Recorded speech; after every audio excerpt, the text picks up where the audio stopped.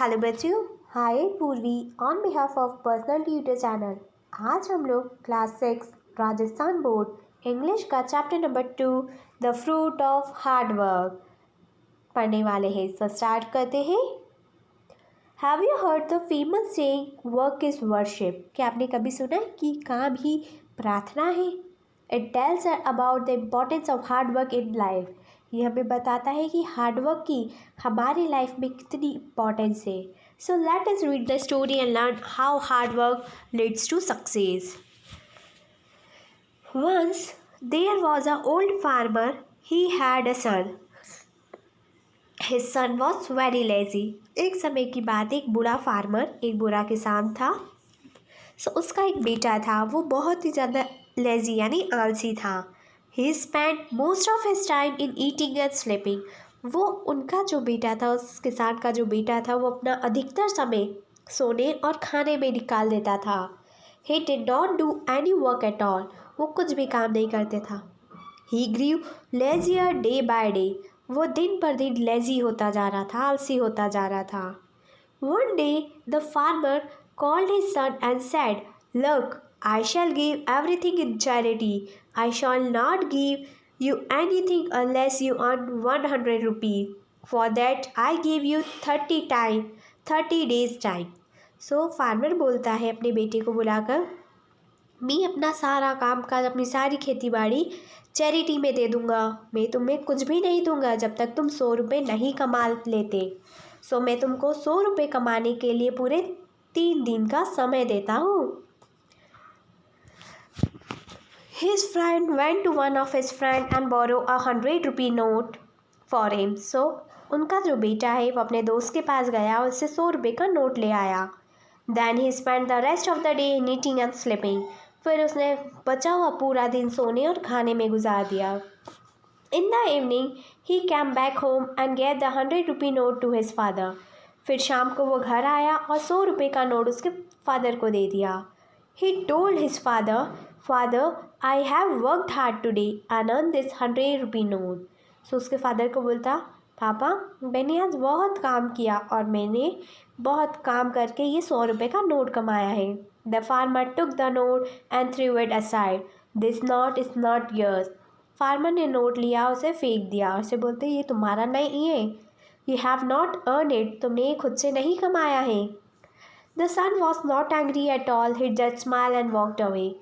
उसके बेटे को बिल्कुल भी गुस्सा नहीं आया, उसने स्माइल पास किया, वहाँ से चल दिया। The next morning, he again borrowed a 100 rupee note from the another friend and spent his time in eating and sleeping. अगले दिन फिर वो किसी दूसरे दोस्त से 100 रुपये का नोट ले आया और बाकी का दिन उसने खाने और सोने में गुजार दिया। फिर वापस से वो जब घर आया, उसने वो नोट अपने पिताजी को दिया।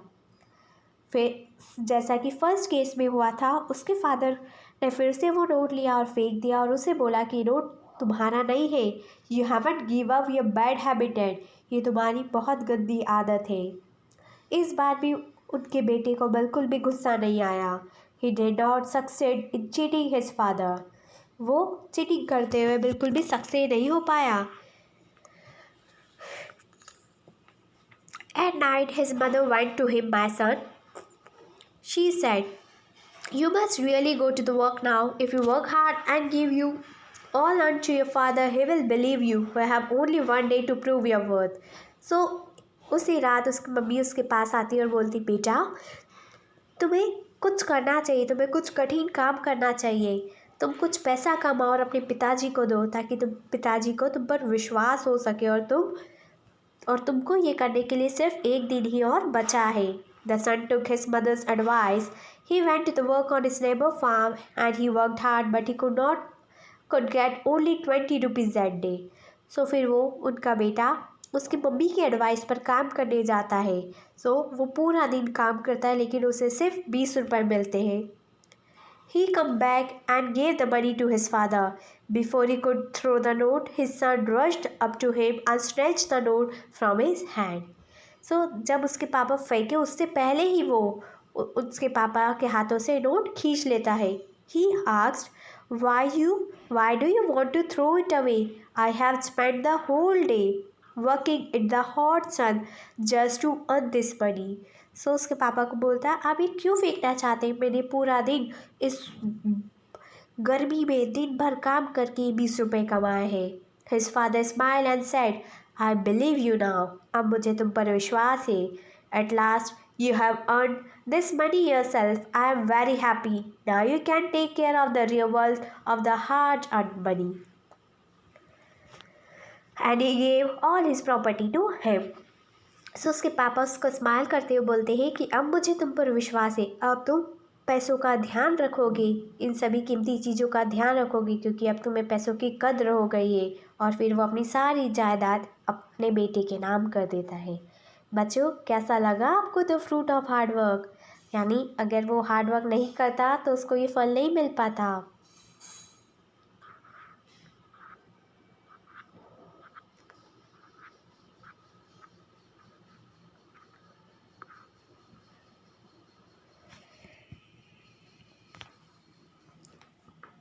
हेलो बच्चों, hi Purvi on behalf of personal tutor channel. आज हम लोग क्लास 6 राजस्थान बोर्ड इंग्लिश का chapter number 3 the smart village पढ़ने वाले हैं। सो स्टार्ट करते हैं। Where do the people throw the waste in your area? आपके एरिया में लोग कचरा कहाँ फेंकते हैं? Is there a dustbin near house? क्या आपके घर के आसपास कोई डस्टबिन है? How do you keep your classroom clean? आप अपनी क्लासरूम को कैसे साफ रखते हैं? इन सभी क्वेश्चंस का आंसर आपको मुझे कमेंट सेक्शन में कमेंट करके बताना है। Here is a lesson telling us about how the village name Vatika protected its environment. So यहाँ पर एक स्टोरी है, एक लेसन है जिसमें बताया कि कैसे विलेज का नाम वाटिका रखा गया एंड प्रोटेक्टेड इट्स एनवायरनमेंट, और वो कैसे अपने इन्वायरमेंट को प्रोटेक्ट करते हैं। Read the story carefully. So once two farmers Ram and Ghanshyam decided to leave their village to find the better job elsewhere. So एक बार की बात है, दो किसान राम और घनश्याम दोनों ने डिसाइड किया कि वो अपना गांव छोड़कर किसी दूसरी जगह जाएंगे जहाँ उसको अच्छी जॉब मिले। Early one morning both of them left for the town near by. और अगली ही सुबह वो दोनों के साथ पास वाले गांव में चले गए, पास वाले टाउन में चले गए। Ram and Ghanshyam had been walking for nearly 6 hours when they reach the village of Vatika. Ram और घनश्याम को 6 घंटे लग गए, तब जाके वो विलेज ऑफ वाटिका पहुँचे। The village was green and clean. वो विलेज पूरा हरा भरा और साफ सुथरा था। They were surprised to see the cube-shaped structures on the roof of the houses there. वो वहाँ पर उन घरों के ऊपर, घरों की जो रूफ होती है उसके ऊपर क्यूब शेप के स्ट्रक्चर को देखकर सरप्राइज रह गए। Ram and Ghanshyam decided to enter a house that find out what these structures were.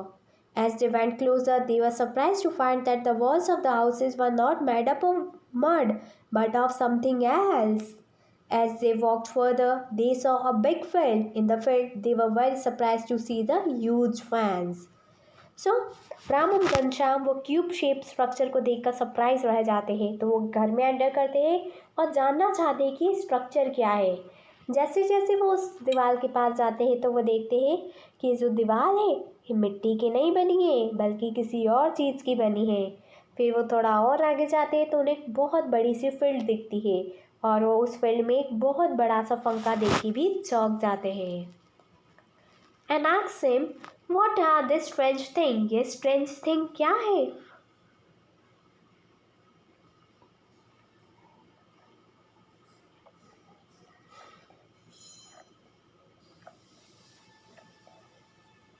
फिर the old man happens to the Hari the sarpanch of the village.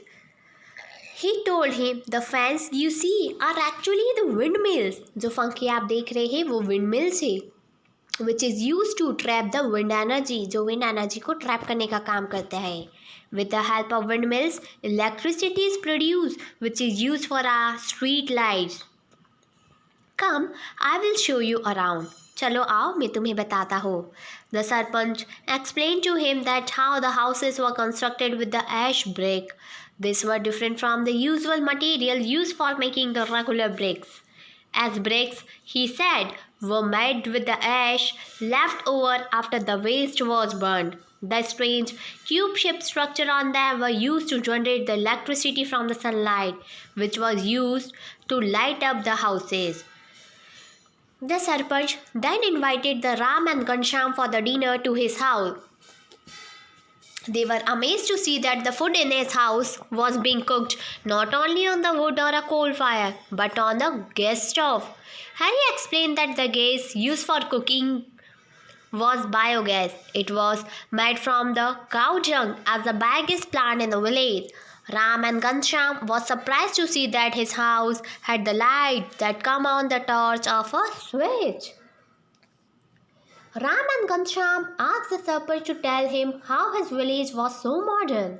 Harry told a true story. Many years ago, there was a village next to their village called Harpur.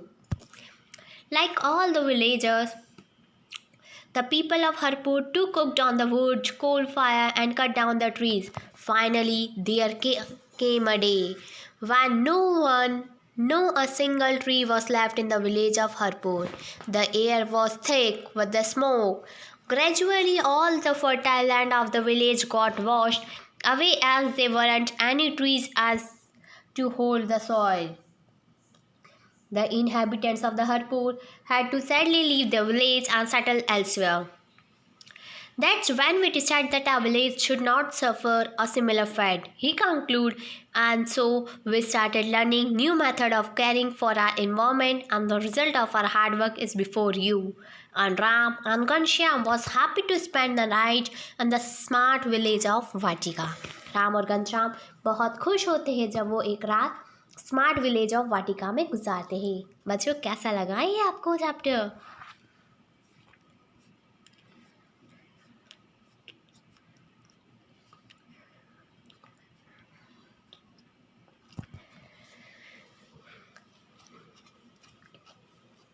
Hello बच्चों, hi Purvi on behalf of personal tutor channel. आज हम लोग class 6 Rajasthan board English chapter number 4 clean India our role पढ़ने वाले हैं. So start करते हैं. You must be aware of the drainage system and the system of cleanliness that make Indus civilization the most glorious civilization of the world. आप लोग बहुत ही ज़्यादा aware है ड्रेनेज सिस्टम के बारे में और सिस्टम ऑफ क्लीनलीनेस जो कि इंडस सिविलाइजेशन को बनाता है. The following text describe the importance of cleanliness in our life. ये जो नीचे टेक्स्ट का लिखा है जो डिस्क्रिप्शन है वो बताते हैं कि क्लीनलीनेस हमारी लाइफ में कितनी इम्पोर्टेंट रखता है. So now read the story to find out the Kabir and the Kamal thing to contribute for the clean India. से यहाँ एक स्टोरी दे रखी है जिसमें कबीर और कमल कैसे अपने इंडिया को क्लीन करने के लिए कंट्रीब्यूट करते हैं. So why is there so much dirt in our country? Kabir asked Kamal. Kabir Kamal से पूछता है कि हमारे यहाँ पर हमारे कंट्री में इतना डर्ट क्यों है, इतना कचरा क्यों है?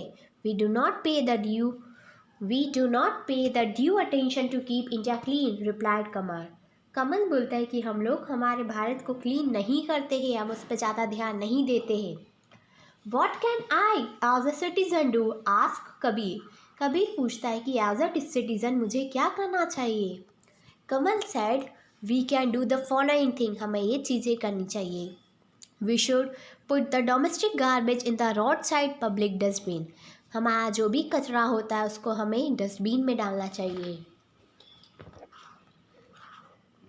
We should keep the public road clean in front of our house. हमारे घर के सामने जो पब्लिक रोड है हमें उसे भी साफ रखना चाहिए. We should devote to 1 hour to community cleanliness every Sunday or on holiday. हमें हर संडे या हर हॉलीडे पे पब्लिक हमारे आसपास जितनी भी कम्युनिटी है सभी को क्लीन करना चाहिए. एटलीस्ट हम लोग 1 घंटा तो निकाल ही सकते हैं. नेक्स्ट, दीवारों पर नहीं थूके। We should retain from splitting on the walls footprints and the roads. हमें रोड्स पर, दीवारों पर, फुटपाथ पे नहीं थूकना है। We should avoid urination and the defecation in the open. हमें खुले में वॉशरूम नहीं जाना है। What shouldn't I ask a citizen do, ask Kabir. So हमें क्या नहीं करना है? Kamal said we shouldn't do the following thing. We shouldn't throw the garbage on the road. हमें रोड पर कचरा नहीं फेंकना है। We shouldn't litter the bus and the train coaches with the nut shells and other garbage. We shouldn't use the plastic carry bags. We shouldn't stick the poster on the walls. We shouldn't throw away the food left over. Hasn't the government of India started an action plan for cleaning India? Asks Kabir. So, क्या government को start नहीं कर देना चाहिए जिससे कि Bharat clean रहे? Kamal said, "Oh yes, the government of India has started the स्वच्छ भारत अभियान." हमारे भारतीय सरकार ने मिशन निकाला है स्वच्छ भारत अभियान का। The rural and the urban India is to be made clean in the coming 5 years, जिससे कि आने वाले 5 साल में हमारा पूरा भारत, चाहे वो गांव वाला क्षेत्र हो या शहरी क्षेत्र हो, सभी साफ रहेगा, स्वच्छ रहेगा। If we all the citizens follow the above dos and do nots, we can contribute to clean India, said Kabir. अगर हम सभी सिटीजन इन सभी डूज और डोंट्स को पढ़ेंगे सो हम डेफिनेटली कंट्रीब्यूट कर पाएंगे हमारी कंट्री के लिए। कमल said, "Yes, I hope students and the citizen will do their best to ensure the clean India." हाँ, मुझे भी लगता है कि स्टूडेंट्स और जितने भी सिटीजन हैं अगर ये सब करेंगे तो डेफिनेटली एक दिन हमारा भारत स्वच्छ हो जाएगा। सो Swachh Bharat Abhiyan started for the cleanliness of our country.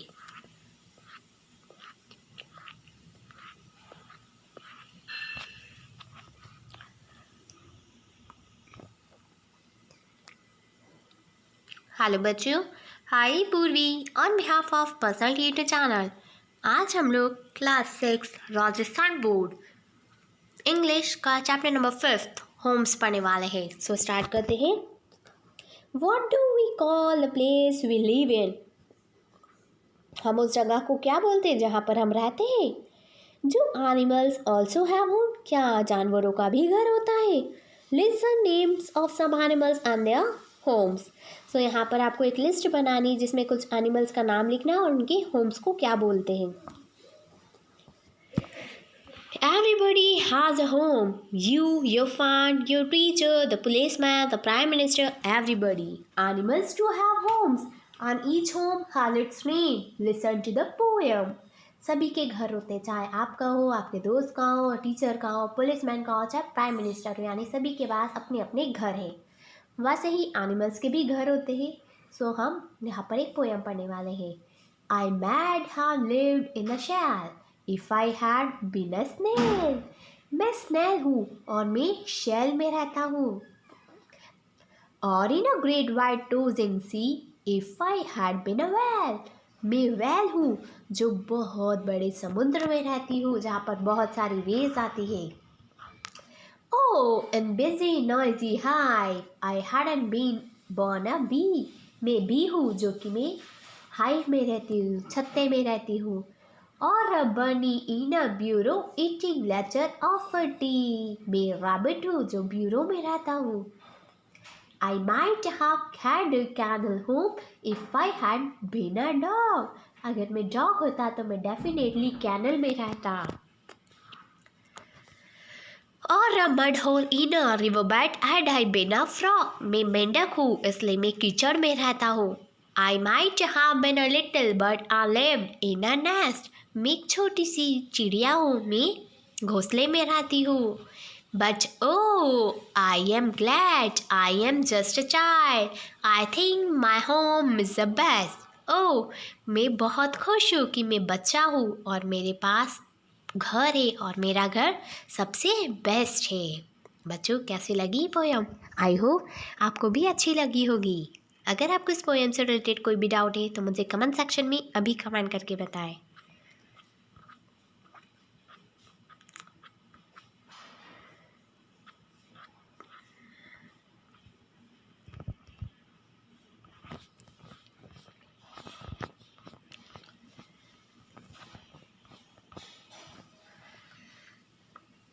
Hello बच्चों, hi Purvi on behalf of personal tutor channel. आज हम लोग क्लास 6 राजस्थान बोर्ड का चैप्टर नंबर 6 महाराणा प्रताप पढ़ने वाले हैं। सो स्टार्ट करते हैं। Rajasthan is known for its valour and the sacrifices. Is there anyone amongst you who had heard of the Maharana Pratap?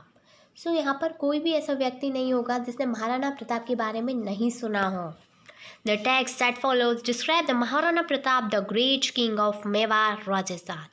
सो ये जो टेक्स्ट दे रखा है ये महाराणा प्रताप जो कि मेवाड़ राजस्थान के बहुत बड़े राजा के बारे में है। सो स्टार्ट करते हैं। महाराणा प्रताप और Pratap Singh was born in the Kumbhalgarh fort of Mewar on 9th May 1540. Third day of the Jyeshtha Shukla phase.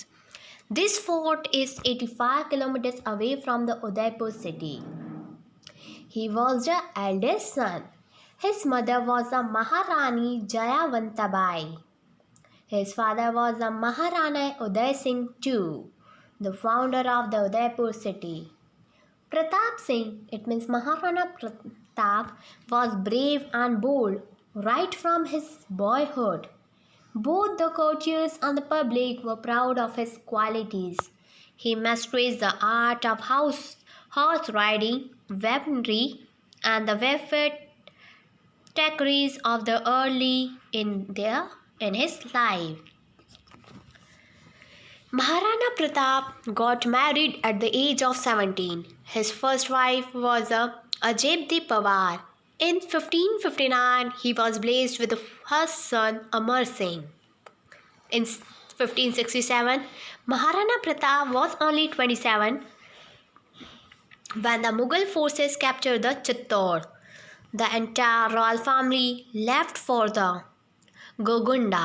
Pratap wanted to fight against the Mughals, but the elder somehow convinced him not to do so.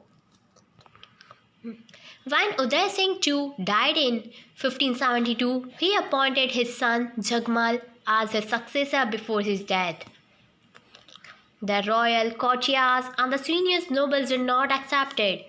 They crowned Pratap Singh as the next Maharana in the Golconda. Maharana Pratap never accepted Akbar as the king of India. Akbar therefore decided to capture the Mewar. He sent his army general Rana Aman Singh of Jaipur to overcome the Chittor. Mandra Singh had a large army that helped the Maharana Pratap. Maharana's army waited for the Mughals' army at the narrow Haldigarh Pass. It was the only route to Gondgar. The battle was fought on 18th February 1576, and Maharana Pratap and his army fought bravely. He and his favorite horse Chetak was wounded.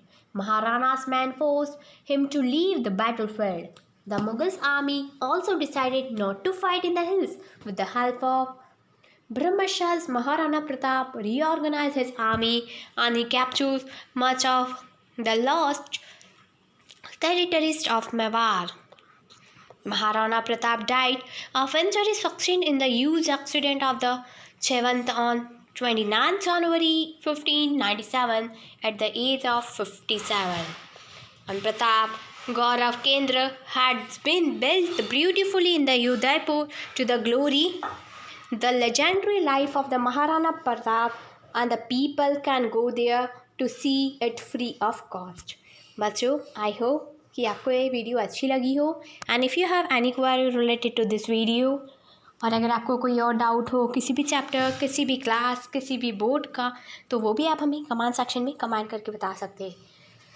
और एक good news बच्चों, आपको हमारे channel, it means आपके पसंदीदा channel personal tutor channel ने membership निकाली है जो कि सिर्फ 159 रुपीज़ की है।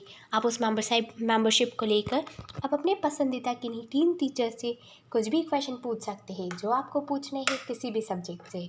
सो वो आपकी बिल्कुल व्हाट्सएप पे हेल्प करेंगे। So join our personal tutor membership. Thank you, have a nice day.